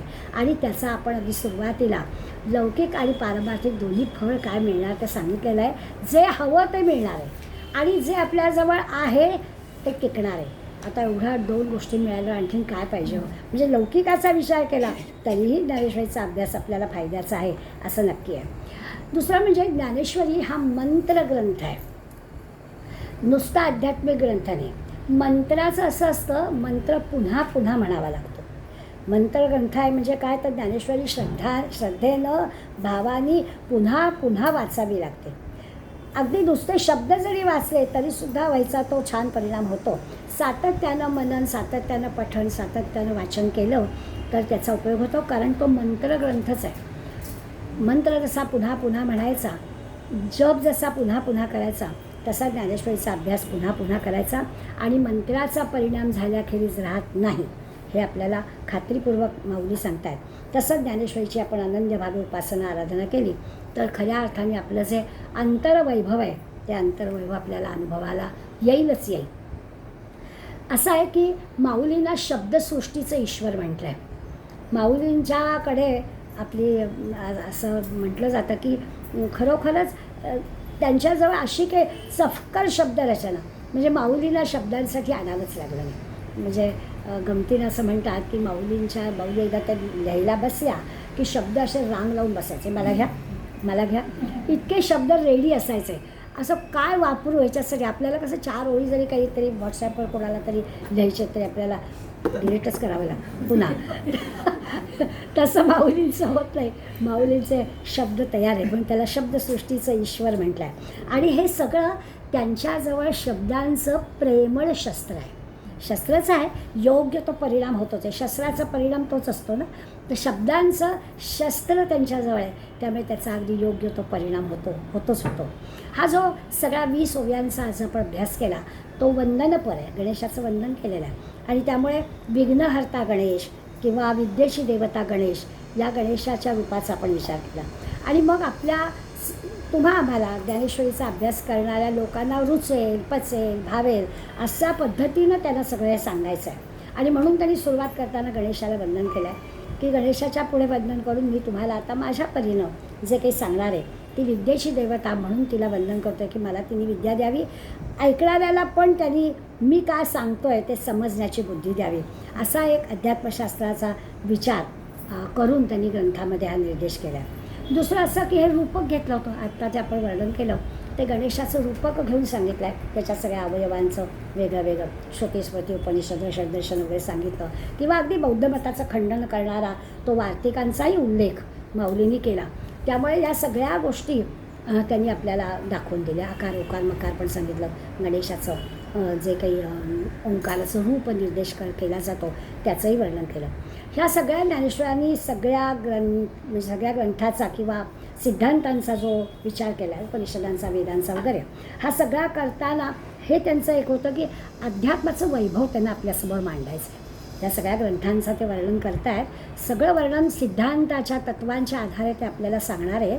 याचा अर्थच असा आहे की त्या ग्रंथांमध्ये असणारं जे सगळं वैभव आहे ते तुमच्या आमच्यापुढे ते मांडणार आहेत. आणि ते सगळं मांडताना लोकव्यवहार पण सांभाळणार आहेत. पूर्वी असं होतं, नुसतं तत्त्व सांगितले, सिद्धांत असे, आज आम्हाला त्याचा उपयोग असायला हवा ना. अशा पद्धतीने ते आपल्याला सांगण्याचं असं ना की शास्त्रज्ञ जे असतात ते त्यांच्या प्रयोगशाळेमध्ये अनंत काळ त्याच्यावरती अभ्यास करतात, सगळं करतात आणि मग आपल्यासाठी तयार देतात. आपण घरामध्ये एवढी सगळे आयुधं आपण म्हणूया वापरतो, त्याच्यामध्ये आपण काय केलं आहे, पण आपल्याला त्याचा रिझल्ट जो आहे तो ज्यांनी कोणी केला आहे त्यांनी प्रयत्न केला आहे, त्यांनी अभ्यास केला आहे, त्यांनी प्रयोगशाळेमध्ये प्रयोग केले आहेत आणि तयार झालेली गोष्ट आपल्याला दिली. तसं माऊली सांगतात, हे जे सगळे ग्रंथ आहेत त्यातले जे तत्त्व आहेत ती तुमच्या व्यवहारामध्ये तुम्हाला कशी उपयोग येते तशी मी तुम्हाला सांगणार आहे. लोकव्यवहार समजून ते आपल्याला सांगणार आहे. श्रुती स्मृती पुराणं सगळं सांगणार आहेत. काव्य नाटकांचा विचार करणार आहे. सत्वरजतम तुमचे आमचे त्यांना माहिती आहे. त्या आपल्या ज्या सगळ्या प्रवृत्ती आहेत त्या प्रवृत्तींनी जे काही आपल्या मनामध्ये निर्माण होणाऱ्या गोष्टी आहेत ते सगळा विचार करून ते आपल्यापुढे हा सगळा एकंदर लौकिक अर्थाने आपल्याला आनंद देणाऱ्या गोष्टी, आपल्याला येणारे अनुभव ते व्यक्त करणार आहेत. माणसाचं असं असतं तुमचं आमचं की आपल्या बुद्धीचे 2 विषय असतात, विद्या पण असते आणि कला पण असते. म्हणजे 14 विद्या 64 कला असा आपण उल्लेख करतो. तर ते तर्काच्या अंगाने आपण जी बुद्धी वापरतो त्याला विद्या म्हणायचं. त्या 14 विद्या आपल्याकडे असतात आणि कला पण असते. कला पण 64 कला आहेत, त्या सगळ्या त्या प्रतिभेच्या अंगाने ज्या असतात त्याला कला म्हणायचं. त्यामुळे या दोन्ही गोष्टींचा विचार माऊली केला. ज्ञान पण सांगितलं आहे आणि कला पण आपल्याला सांगितली. ज्ञानामध्ये विचार केला तर अध्यात्मज्ञान श्रेष्ठ आहे, गोष्ट बरोबर आहे. 14 विद्यांमध्ये सगळ्या विद्यांमध्ये अध्यात्मज्ञान श्रेष्ठ, त्यामुळे ती विद्या. तसं 64 कलांमध्ये साहित्य श्रेष्ठ. एवढ्या कला आहेत, संगीत आहे, नृत्य आहे, काय चित्र आहे, अनंत कला, शिल्प आहे. त्या सगळ्यांमध्ये साहित्य कलाही श्रेष्ठ. प्रतिभावान यांना अधिक महत्त्व दिलं जातं. तसं ज्ञानामध्ये आत्मज्ञान श्रेष्ठ, कलेमध्ये प्रतिभा श्रेष्ठ. तशी बुद्धीची आणखीन 2 रूपं सांगतात, तर्क आणि प्रतिभा. लॉजिक म्हणजे तर्कशास्त्र, विचार करायला लावणारं शास्त्र, आणि प्रतिभा म्हणजे स्फुरण देणारं शास्त्र. जे लेखक असतात, कवी असतात, त्यांना स्फुरण येतं, मनामध्ये काहीतरी विचार येतो आणि मग ते शब्दबद्ध करतात. तर ती जी आहे ती प्रतिभा आहे. त्यामुळे विद्येची आणखी पण 2 रूपं आहेत की एक जे असतं ते विचार करायला लावणारं शास्त्र असतं, तर्क लढवणारं शास्त्र असतं, ती विद्या असते. आणि दुसरी जी प्रतिभा आहे ती स्फुरण आणणारी ती विद्या असते. आणि ह्या दोनही अंगाने ज्ञानेश्वरांनी आपल्याला वर्णन करून सांगितले. ज्ञानदेवाला ह्या दोन्ही गोष्टी आहेत. तसा पाहायला गेलं तर ज्ञानदेवांनी या तर्काला कुऱ्हाड म्हटलं आहे. तर्क तोची फरशू, आपण वर्णन असेल त्या हातात शस्त्र, तर्काला फरशू म्हटलं आहे. म्हणजे जर का तो तर्क चुकीच्या मार्गाने जात असेल तर त्याला सावध केलं पाहिजे ना, मग हातात शस्त्र पण पाहिजे. कारण विचार जे आहेत ते कुठल्याही मार्गाने जाऊ शकतात. आज आपण पाहतोय ना, उच्च विद्या विभूषित असणारा माणूस सुद्धा चुकीच्या मार्गाने जाऊन काय वाटेल ते करतोय. बुद्धिवान आहे, मग त्या ठिकाणी तो फरशू हातात धरला आहे. तर्क असेल, कारण विचार चांगल्याच विधायक मार्गानेच गेले पाहिजे, बुद्धी चांगल्याच मार्गाला लावली पाहिजे. म्हणून ज्ञानदेवांनी त्या तर्काला, विचारशास्त्राला हातात परशू घेऊन म्हटलेलं आहे. आणि असं ते जेव्हा म्हणजे वाईट गोष्टींचा छेद पण करता आला पाहिजे यासाठी ते शस्त्र हाताळलेलं आहे. काव्यनाटकाला छान म्हटलं आहे, ऋणझुण आपलं घुंगरू, त्याच्या आधी काही त्रास होणार तरी गोड आहे, चिमुकल्या आकारांचं छोटंसं असं घंटिकाच, घंटा पण नाही घंटिकाच असं आहे. म्हणजे माणसाच्या मनाला आनंद, छोट्या छोट्या गोष्टींनी आनंद मिळतो, त्या कलेने आनंद मिळतो, त्या कलेमध्ये सौंदर्य असतं. फार काही त्याच्यासाठी आपल्याला लागतं असं नाही. एखादं गाणं ऐकलं तरी हा आज बरं वाटलं, आज अगदी सकाळ छान गेली असं आम्ही लगेच म्हणतो की नाही. तर तसं आहे की त्या कलेतला जो आनंद आहे हा असा घुंगरांसारखा छोटासा आहे, रुणझुण वाजणारा आहे, छोट्या छोट्या गोष्टींमध्ये छोट्या छोट्या ध्वनींनी मिळणारा आनंद आहे. अर्थध्वनी त्याला म्हटलं की शब्दांच्या अर्थांच्या मार्फत जो आपल्याला आनंद होतो तो अर्थसुद्धा कर्णकटू नाही, हां, कर्णांच्या माध्यमातून आपल्याला त्या शब्दाने असा गोड आवाजाने आपल्याला आनंद मिळतो. तो ब्रह्मविद्या वाचकांसमोर माऊली ठेवणार आहे, त्यामुळे वाचकांचं मन असं त्यात रमलं पाहिजे. म्हणून ज्ञानदेव आपल्याला ही दृष्टी देतात की कसं तर कानांना असं गोड वाटलं पाहिजे. माऊलींच्या ओव्या आपण वाचल्या की आपल्याला असं छान कानांना गोड वाटलं पाहिजे. कधी कधी अर्थ कळला नाही तरी गोड वाटलं पाहिजे, हे त्यातलं सौंदर्य आहे. सगळ्या वेळेला अर्थ कळेलच असं नाही आपल्याला, पण कधी छान वाटतं ऐकायला. असा जो अनुभव आहे आपल्याला असं वाटतं की इतक्या अशिक्षित बायका ज्ञानेश्वरी वाचत असतात, कळत असेल का हे सगळं त्यांना, असं आपल्याही मनात येतं. पण तो हा विषय की तो आनंदच देणारी गोष्ट आहे. भले या शब्दांचा अर्थ कळो न कळो तरी देखील आनंद मिळतो. 17व्या ओळीमध्ये द्वैताद्वैत त्याची निकुंभ शब्द वापरला आहे, गंडस्थळाबद्दल विचार केला आहे. आणि सरीसे एक वटती इभ मस्तकावरी म्हटलं. त्या गणेशाच्या गंडस्थळावर द्वैत अद्वैत असे दोन उंचवटे दाखवले आणि ते दोन जे उंचवटे आहेत ते सरीसे म्हणजे अगदी सारखे आहे, एकरूप झालेले आहे. तसं हे द्वैत आणि अद्वैत आपल्याला एकत्र करता येईल का असं त्यांना म्हणायचं आहे. म्हणजे ज्ञानदेवांच्या दृष्टीनं हे दोन्ही एकच सारखेच आहे. म्हणजे आपण म्हणतो ना की हा देह पण आहे, क्षेत्र आणि क्षेत्रज्ञ, किंवा देह आणि आत्मा, शिव आणि शक्ती, आत्मा आणि अनात्मा, असं सगळं जे काही आपण वर्ग करतो हे आपल्याला वेगळं करता येणार नाही आहे. आपल्याला देह आणि आत्मा वेगळा कसं करता येणार. आपण वारंवार हा उल्लेख करतो की हा देह, आता मी बोलते आहे, तुम्ही ऐकता आहात, पण यासाठी लागणारं आतमध्ये कोणीतरी आहे. मी बोलते आहे आणि तुम्ही ऐकता आहात यांनी नुसत्या इंद्रियांनी होत नाही आहे काम. आतमध्ये असणारी जी चैतन्य शक्ती आहे तीही आपल्या इंद्रियांकरवी काम करून घेते. आणि हे कसं आहे तर हे एकरूप आहे, हे वेगळं करता येत नाही आहे. तसं हे द्वैत आणि अद्वैत हे दोन उंचवटे एकरूप झालेले आहेत. आणि तिथून ती जी सोंड येते आहे त्या गणेशाच्या मस्तकावर एकरूप झाले ते उंचवटे, म्हणजे मस्तक एकच आहे ना, त्यावेळी द्वैत आणि अद्वैत एकच साधलेलं आहे. ही ज्ञानाची देवता आहे. तर हे ज्ञान म्हणजे मस्तक हे सर्वोच्च उंचावर आहे आणि तसं हे द्वैत अद्वैत हे एकरूप झालेलं आहे ते उंचावर आहे. आपल्याला खरं ते गाठायचं आहे. सगळ्यातून जायचं आहे का अध्यात्मशास्त्रातून सर्वोच्च स्थान काय तर द्वैत आणि अद्वैत एक झालं पाहिजे. भक्त आणि भगवंत एक होऊन भक्तांनी भगवंताला नतमस्तक झालं पाहिजे. आहेत एकरूप आहेच, पण तरी देखील तू भगवंत आणि मी भक्त कर रे देवा असं भगवंत तुकाराम महाराज म्हणतात. ते अर्थाने असं द्वैत अद्वैत एक व्हावं असं म्हटलं आहे. पहिल्या ओवीमध्ये जसं ओम नमोजी आद्या वेद प्रतिपाद्या म्हटलं आहे, म्हणजे वेदांना प्रतिपादन करायचं झालं तर कसं असलं पाहिजे ते आपल्याला सांगितलं आहे. असा 20 ओव्यांचा विचार केला तर आपल्याला पुढे असं म्हणणार आहे की हे सगळं शब्देवीण संवादीच आहे. म्हणजे 20 ओव्यांमधून जे सांगितलं आहे त्याच्याही पेक्षा बिटवीन द लाईन्स खूप आहे. हे आपलं असं 20 ओव्यांमध्ये मी तुम्हाला रूपाचं वर्णन हे सगळं समजून घ्यायचं आहे, हे पण आपल्याला लक्षात घ्यायचं आहे. त्यामुळे आपण गणेशाची मूर्ती डोळ्यासमोर आणून आपण हा घरी आपल्याला दिलेला अभ्यास आहे आठवायचं की काय काय काय काय आपल्याला अगदी चरणयुगुलपासून मस्तकापर्यंत काय काय काय काय अलंकार धारण केले, कुठे कुठे कुठे कुठे काय काय आहे. आणि ते सगळं जे की गणेश रूपात आपल्याला माऊलींनी सांगितलं त्याचं वर्णन केलं तर आपल्याला ती एक मूर्ती म्हणजे एका अर्थाने आपल्या सगळ्या परंपरेचं एकत्रित रूप आपल्याला बघायला मिळणार आहे. आता आपण म्हटलं की आपल्याला काय असतं की पुराणातल्या कथांमध्ये या भगवंताला जरा आपल्या रूपात आणलं ना की त्या कथा किंवा त्यातल्या त्या गोष्टी आपल्याला जरा भावतात. मग गणेश, मग शिवपार्वती, मग त्यांचा भाऊ कार्तिकेय, मग असं वाटतं हे सगळं आपल्यातलं आहे. असं असं काहीतरी आम्हाला सांगा. म्हणजे गोष्ट सांगितली की आपल्याला ते बरं वाटतं. मग आपल्याला गोष्ट माहिती आहे की गणेश बुद्धिदाता सांगितलं तर आपल्याला पटतं. पण आपल्याला गोष्ट अशी आठवावी लागते की बुद्धिदाता म्हणजे नेमकं काय. मग काही नाही, मग दोघं भाऊ भाऊ, मग ती पार्वती त्यांची आई. मग जसं आपण आपल्या नातवंडांना किंवा आपल्या मुलांना सांगतो ना आणि त्यांच्या बुद्धीची परीक्षा घेतो ना, तशी पार्वतीने पण परीक्षा घेतली. आणि मग गणेश बुद्धिमान कसा सिद्ध झाला, तर आज ही गळ्यातली माळ आहे ना, मी तुला देणार आहे, अजिंक्य त्याला देणार. आणि मग पार्वतीने त्यांची परीक्षा घेतली. आपल्याला सगळ्यांना गोष्ट माहिती आहे. आणि सांगितलं पार्वतीने 3 वेळा पृथ्वीला प्रदक्षिणा करून या.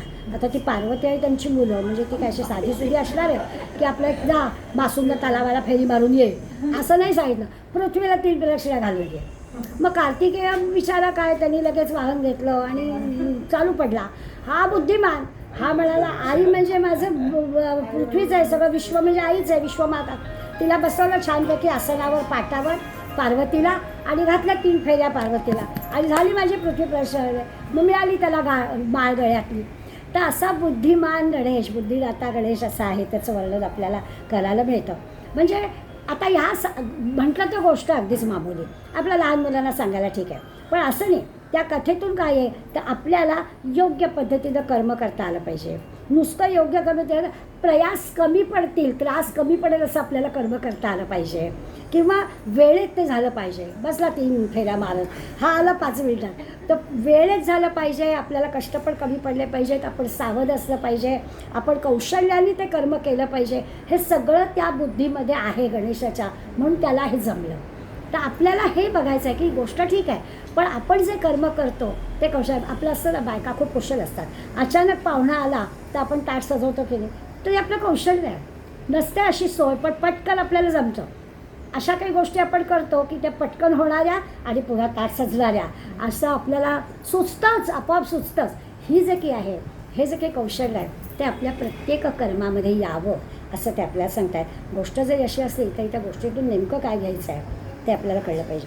आपल्या महाराष्ट्राच्या गणपती एक दैवत आहे. महाराष्ट्राचा विचार केला तर गणपती दैवत आहे. शिवगणांचा गणपती म्हणजे नेता आहे. आणि समाजासाठी, समाज संघटनेसाठी, लोकांसाठी या गणेशाकडून मार्गदर्शन मिळावं असा विचार आहे. एक 2-4 नावं मुद्दामून सांगणार आहे. आपण संघाच्या शाखेमध्ये ना हे शब्द वापरतात, पण त्या शब्दांचा अर्थ आपल्याला कळत नाही. गणेशाच्या जसं आपण नेता त्याला म्हणतो, तर म्हणे एक गण म्हणजे गणांचा अधिपती तो गणेश असं म्हणतात, गणपती. तर 21 जणांचा एक गट, त्या गणांचा जो अधिपती त्याला गणेश म्हणतात. किंवा 3 गण म्हणजे 21 ते 63 आहे ना, 3 गण त्याला एक वाहिनी म्हणतात. हे सगळे शब्द संघाच्या शाखेत वापरतात. गण म्हणतात, 3 गण झाले की एक वाहिनी म्हणतात, 3 वाहिनी म्हटलं की एक अनिकिनी म्हणतात, 3 अनिकिनी म्हटलं की एक प्राणकिनी म्हणतात. मी लिहून ठेवले शब्द, कारण मी संघाच्या पुस्तकातून काढले. 3 प्राणकिनी म्हटलं की एक ध्वजिनी म्हणतात, 3 ध्वजिनी म्हटल्या की एक शंखिनी म्हणतात, 3 शंखिनी म्हटलं की औक्षयणी म्हणतात. आता हे औक्षयणी आपल्याला माहिती आहे, कारण 11 अक्षयणी सैन्य कौरवांचं होतं आणि 7च औक्षयणी सैन्य आपल्या पांडवांचं होतं, हे आपल्याला माहिती आहे. पण हे जे सगळे शब्द आहे हे याच्यातूनच आलेले आहेत की गणेश मुळातला आणि त्याच्याकडून ह्यास. या निमित्ताने एक आर्यावर्तातला कथाभाग मी आपल्याला सांगणार आहे आणि मग थांबणार आहे. आर्यावर्तामध्ये आसुरी सत्ता होती, राक्षसांची सत्ता होती. आणि त्या आर्य संस्कृती ज्याला आपण म्हणतो, त्या आर्य संस्कृतीला पुन्हा एकदा मानाचं स्थान मिळावं याच्यासाठी खूप प्रयत्न चालले होते. आणि तो प्रयत्न मग अशी जो सत्ययुगातला विनायक मी म्हटलं, त्या विनायकांनी केला. विनायकाने संघटन उभं केलं, संघटनेची उभारणी केली. त्याच्याजवळ बुद्धी होती, शक्ती होती, पराक्रम होता, संघटन करण्याचं चातुर्य कौशल्य होतं. आत्ता म्हटलं तसं त्यांनी 21 तरुणांचे गट केले. विनायकाने कशी रचना केली तर त्यांनी 21 मुलांचे गट केले. 21 गणपतीचा एक मुख्य म्हणजे 21 तरुणांचा, मग 21 तरुणांचा तो एक, त्या 21 आणखीन एक, आत्ता वर्णन केलं तसं, असं 21 औक्षणीपर्यंत गेलं तर 38,98,881 युवक या विनायकांनी राष्ट्ररक्षणासाठी तयार केले. आत्ता सांगितलेल्या सगळ्या तुम्ही 21 वाढवल्यात तर संख्या एवढी होते. आणि ह्या आर्यावर्तामध्ये पराक्रमी तरुणांची एक संघटना झाली. आता ही सगळी आपण अथर्वशीर्ष म्हणतो ना, या अथर्वशीर्षामध्ये 21 वेळा अथर्वशीर्ष म्हणण्याची पद्धत आहे. आणि आपण म्हणतो ना की आपण 21 जणं बसलो तर 21 गुणिले 21 एवढ्या वेळा होतं. अशी आपली अथर्वशीर्ष मोजण्याची पद्धत ती ह्याच्यातून आलेली आहे की 21 जणांचा तो एक, मग त्या एकाचे आणखी 21, त्याच्यातून ही पद्धत आली की वर्ग पद्धतीला ती मोजायचं. आणि गणेशाचं वर्णन हे अशा पद्धतीने. आता हा सत्ययुगातला आहे विनायक. सकलमती प्रकाशू त्याला म्हटलं आहे, म्हणजे अत्यंत बुद्धिमान आहे. थोडंसं विनायकाचं जे चरित्र गोष्टीच्या साह्याने पाहायचं आहे, कारण आजच्या काळाला ते आपल्याला उपयोगी आहे म्हणून. झाला आहे सत्ययुगातला तो विनायक, पण आज आपल्याला या विनायकाची अतिशय गरज आहे. म्हणजे मी जसं परवा गुरुपौर्णिमेला असं म्हटलं की दासबोधाचा अभ्यास व्हायलाच हवा आहे, समर्थ वाङ्मयाचा अभ्यास व्हायलाच हवा आहे, मनाच्या श्लोकांचा हवा, आत्मारामाचा सगळं हवं. पण ते आहे माणसासाठी, स्वतःसाठी. मी कसं घडावं, जीवनग्रंथ आहे तो. पण खरी गरज काय आहे, तर त्या काळामध्ये समर्थांनी केलेलं कार्य आपल्या डोळ्यासमोर आत्ता आणायला हवं आहे. का त्या मुलाला चिंता करतो विश्वाची असं 10व्या वर्षी वाटलं, त्याचा आज विचार करायला हवा आहे. तसं आहे की आपण ज्ञानेश्वरीचा अभ्यास नक्कीच करणार आहोत, पण ज्ञानेश्वरीचा अभ्यास केवळ स्वांत सुखाय नाही, तर एक चांगलं संघटन कसं उभं केलं विनायकाने, त्याचं ते पण ज्ञानेश्वर आपल्याला सुचवत आहे, ते पण आपल्या लक्षात घ्यायचं आहे. आपण विनायकाचं हे सगळं बाह्यरूप पाहिलं ना, तर कसं आहे माहिती आहे का, तो बुटका आहे, डोळे बारीक. आपण केलं तर विनायकाचं वर्णन असं काही फार मोठा रूपवान नाही, पण रूपलावाने अभ्यास येता नाही आहे. त्याचे गुण काय ते आपल्याला बघायचं आहे. दृश्यरूप देखणं नसेलही कदाचित, पण विनायक हा अत्यंत तेजस्वी होता. का तेजस्वी कसा तेजस्वी होता, तर सूर्याची उपासना त्यांनी खूप केली होती. आणि सूर्याची उपासना केली की एक तेज प्राप्त होतं, तसं हे विनायकाला तेज प्राप्त झालं होतं. हे तेज प्राप्त करण्यासाठी त्याच्या मातेने म्हणजे आदितीनं तपश्चर्या केली होती. आदितीने सूर्याची उपासना केली होती आणि तिने राष्ट्राचा उद्धार करणारा पुत्र माझ्या पोटी जन्माला यावा अशीच मागणी केली होती. आर्याला जो दुष्टांकडून, यवनांकडून, असुरांकडून त्रास होतो आहे, नरांतक राक्षस त्रास देतो आहे, त्या नरांतक राक्षसाला ठार मारण्यासाठी माझ्या पोटी जन्म यावा अशी मागणी तिने केली होती. कारण तो आर्यावर्त गिळून टाकायला राक्षस आलेला होता. त्या आर्यावर्ताचं रक्षण करायला पुत्र हवा होता. आणि सूर्यदेवतेकडे आदितीने प्रार्थना केली. सकळ जाणता तो देव, तसा तेजोनिधी भास्कर पण सकळ जाणत आहे. त्या सकळ जाणत्या भास्करांनी तिची हे ऐकली आणि खरोखरच आर्य संस्कृतीचं रक्षण करणारा हा पुत्र तिला झाला. सूर्याला वंदन केलं. पराशर ऋषींनीही असं म्हटलं की तुझ्या पोटी महाप्रतापी पुत्र जन्माला येईल. आदितीला आनंद झाला. विनायक हा अत्यंत शांत, नम्र, गुणी मुलगा होता. आईचा शब्द मानणारा मुलगा होता. आईने त्याला लहान वयातच हे सगळं सांगितलं होतं की तुझा जन्म कशासाठी आहे. अत्याचार, आपल्या देशावर होणाऱ्या अत्याचारांना नायनाट करण्यासाठी तुझा जन्म आहे, त्याचा सूड तुला घ्यायचा आहे असं तिने सांगितलं होतं. आणि ही आसुरी संस्कृती जी आर्यावर्ताला गिळायला आलेली आहे, त्याच्यातून आपल्या सगळ्यांचं रक्षण करावं हे सगळं असं आदिती त्याला सांगायचे. आता ही जी काही विनायकाच्या चरित्रातला हा भाग आहे की आदितीची इच्छा, आदितीने त्याला लहानपणी कसा वाढवला. आता म्हणजे पर्सनॅलिटी, रंग याला काही महत्त्व नाही आहे, त्याच्या गुणांना महत्त्व आहे. सूर्योपासना, गायत्री मंत्र यांनी त्याच्यामध्ये जी काही शरीर संपदा त्यांनी मिळवली त्याला महत्त्व आहे. आणि त्याचं एक तेज ज्या त्या मुखावर त्याच्या होतं, त्या तेजाने खऱ्या अर्थाने बौद्धिक म्हणूया, धाडसी गुण त्याच्याजवळ, त्याचं सौंदर्य जे होतं ते त्याला मिळालं होतं. आणि त्यांनी ही सगळी सेना तयार केली होती. आत्ताची म्हटलं 21 गुणिले आणि अशी लाख तरुण त्यांनी हे केले. आणि या विनायकाने तो 6 वर्षाचा होता तेव्हा त्या कश्यप मुनींनी त्याचं मुंज उपनयन केलं. आणि मग काशी राजाचे जे राजपुरोहित ते त्यांच्या मुंजीला उपनयनाला आले होते. अनेक देवदेवता, अनेक महान ऋषी आली होती. आणि त्यांनी त्या विनायकाचं जे भविष्य सांगितलं त्याच्यात ते सांगितलं की ह्याला अस्त्रशस्त्र विद्या शिकवा, याच्याकडून वेगळं कार्य व्हायचं आहे. म्हणजे अतिशय कुशाकडे बुद्धी पण, परिश्रम करण्याची तयारी पण आणि पराक्रम पण असं सगळं होतं.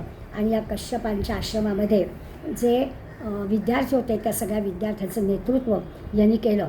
राष्ट्रप्रेम त्यांच्या मनामध्ये निर्माण केलं आणि आर्यावर्तातली ही आसुरी सत्ता घालवून दिली. आर्य संस्कृतीला मानाचं स्थान पुन्हा एकदा मिळवून दिलं. हा जो काही निर्धार त्यांनी केला, त्याच्यासाठी जे संघटन उभं केलं, आज आपल्याला त्याचीच गरज आहे.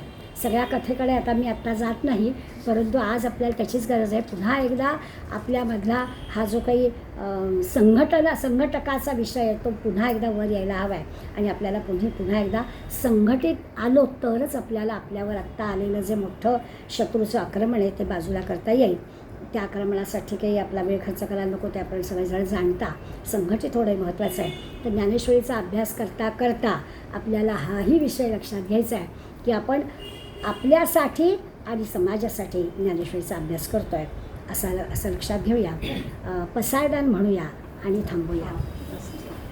आता विश्वात्मके देवे येणे वाक्यज्ञे